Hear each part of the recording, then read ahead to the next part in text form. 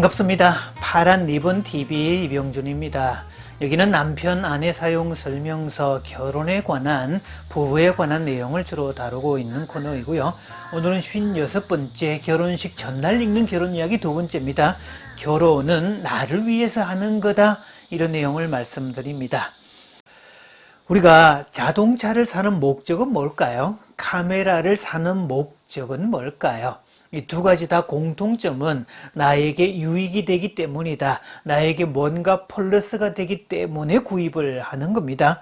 물건을 사기는 샀는데 그게 나에게 불안의 요소가 되고 불편을 끼치고 도둑과 강도의 위협을 받거나 기타 등등 안 사느니만 못했을 때 굳이 살 이유는 없습니다.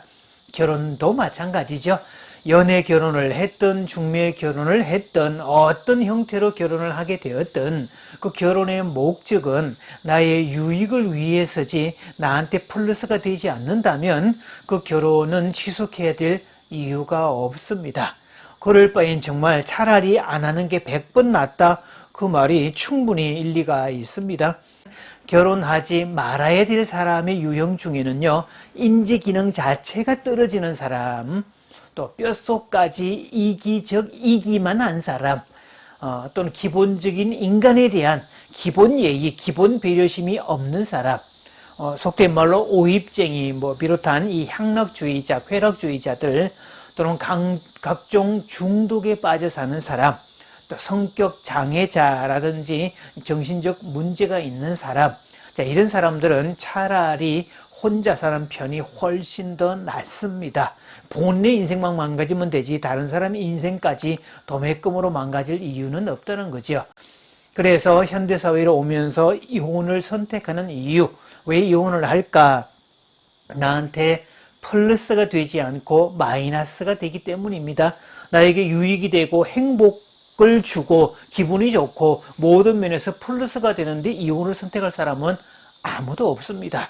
플러스 되는 것은 하나도 없고 마이너스 되는 것만 있고 이러다가는 내가 죽을 것 같다, 이런 판단이 드니까 이혼을 선택하는 거지, 결국 살기 위한 선택의 개념이지 플러스가 된다면 아무도 이혼을 선택하지 않을 겁니다.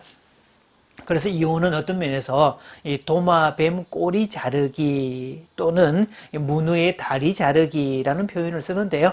도마뱀은 천적이 나타나면 자기 꼬리를 잘라버리고 도망을 갑니다. 천적이 원하는 것은 먹이기 때문에 꼬리를 자르고 자기는 도망가면 자기는 목숨을 얻게 되고, 문어도 다른 물고기들의 공격을 받을 때 다리를 떼어준다고 그러죠.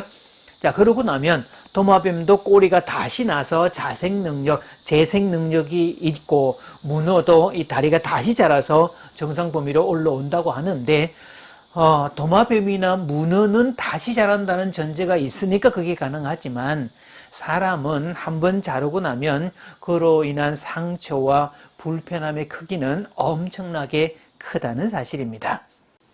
그러면 결혼이 플러스가 되려면 어떻게 해야 될까? 자, 앞 시간에도 다루었지만 결혼이 플러스가 되려면 잘 다뤄야 됩니다.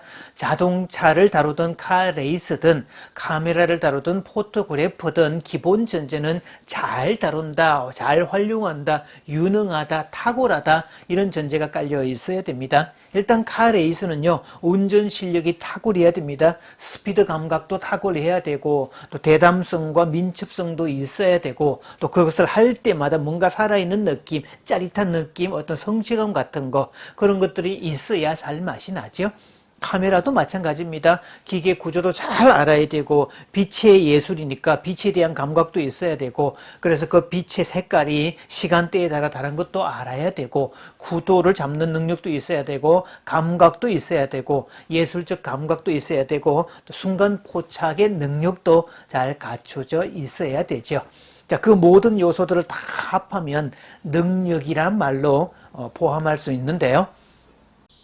카메라 역시 나를 위한 도구입니다. 제가 어떤 TV에서 흰색 표범을 찍는 사람의 다큐를 본 적이 있습니다. 이 흰색 표범은 밀림에 사는 표범이 아니라 눈이 있는 산악 지역에서 살기 때문에 이 표범을 찍으려면, 또 워낙 민감하기 때문에 사람의 냄새만 맡아도 근접을 안 하고 그러죠. 아예 멀리서 비박까지 합니다. 추위와 배고픔을 견뎌야 되고 외로움의 시간도 견뎌야 되고 그리고 카메라에서 그 뷰파인더에서 눈을 뗄 수 없는 항상 그렇게 바라보고 있어야 되고 그러다가 순간 포착을 해야만 얻을 수 있는 그런 사진이라는 뜻입니다.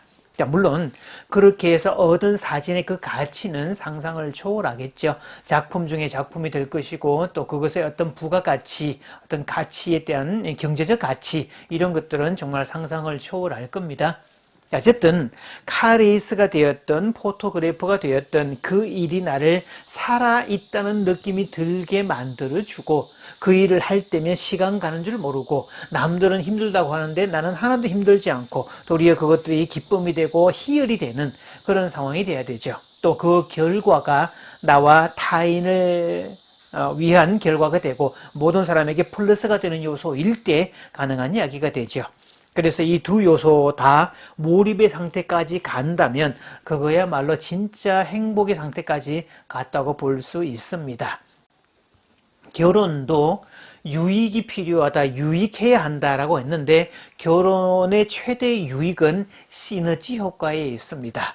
그러니까 수학에서 1 더하기 1은 2가 되는 거, 이건 수학과 과학의 논리에서 가능한 법칙인데요. 1 플러스 2가 10이 되고 20이 되고 100이 되고 200이 되는 우리가 말하는 단순히 1 플러스 1이 2가 되는 그 정도 레벨이 아니라 훨씬 더 많은 것들, 훨씬 더 풍요로운 것들, 훨씬 더 큰 효과를 내는 것들, 이것을 시너지 효과라고 합니다. 물리학에서 온 개념들이 되죠. 그래서 아침 키스가 연봉을 높인다 이런 책을 낸 분도 있습니다. 자, 실제로 아침 키스가 연봉을 높인다는 그 근거를 설명을 하고 있는데요.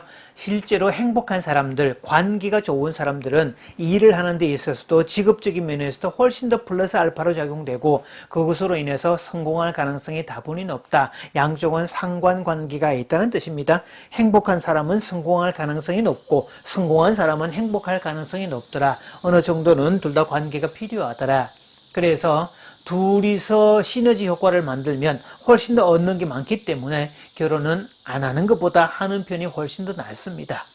내 집 마련도 혼자 사는 사람이 내 집 마련을 하는 시간과 결혼을 한 사람이 내 집 마련을 하는 기간은 훨씬 더 단축된다는 이야기입니다. 그래서 저는 이 결혼을 앞둔 미혼들, 또 결혼을 미루는 청춘들에게 꼭 이렇게 조언을 해줍니다. 결혼의 조건을 다 갖춘 후에 결혼하겠다 이런 생각 절대로 하지 마라. 오히려 결혼의 조건이 부족하기 때문에 더 빨리 결혼해야 되겠다라고 생각하라고 조언하지요. 왜냐하면 백지장도 맞들면 낫다는 우리 속담이 있는데 결혼은 서로 맞드는 기적, 맞드는 걸 통해서 시너지 효과를 내는 그런 어떤 특별한 경험이기 때문에 그렇습니다. 혼자서 10년 걸릴 것도 결혼해서 부부가 되면 1, 2년 만에 1년도 안 되는 기간 안에 얼마든지 성취해낼 수 있고요. 성격적인 요소나 어떤 관계적인 부분이나 여러 가지 모든 면이 훨씬 더 빨리 바뀌고 훨씬 더 빨리 향상되어서 모든 면에서 향상되는 경우들이 많습니다. 그리고 또 결혼은 빨리 해서 아이들 다 키우고 나면 나중에 중년기 이상이 되었을 때 더 풍요롭고 여유로운 시간을 가질 수 있는 장점이 있습니다. 결혼한다고 다 행복할까요? 천만의 말씀입니다. 정답은 노입니다. 자, 이 질문은 아무나 카레이스 할 수 있냐? 아무나 포토그래퍼 될 수 있냐? 이렇게 묻는 것과 똑같은 질문이죠. 아마 보통 사람은 당연히 아무나 할 수 없다고 얘기를 할 겁니다. 카레이스도 그에 따른 능력을 충분히 갖추어야 되고 유능해야 되고 탁월해야 되고 월등해야 되고 포토그래프도 유능해야 되고 탁월해야 되고 남들보다 월등하게 뛰어난 그 뭔가가 있어야 그걸 통해서 플러스를 얻을 수 있다는 점이죠. 그래서 미숙할 때는 수준에 이를 수도 없거니와 도리어 나에게 마이너스를 유발하는 장치가 되기 때문에 나에게 도리어 불편함을 끼칠 수밖에 없습니다. 차를 잘못 다루면 고장이 나거나 사고가 나거나 그로 인해서 장애를 입거나 금전적 손실을 가져올 수 있고요. 아무리 좋은 카메라라도 쓰지 않고 있으면 묵혀두면 고장 나거나 애물단지로 전락할 수 있습니다. 오늘은요, 결혼은 나를 위해서 하는 것이다. 이런 내용을 말씀드렸고요. 다음 시간부터는 각 내용에 대해서 강론으로 들어가서 상세하게 설명을 드리겠습니다.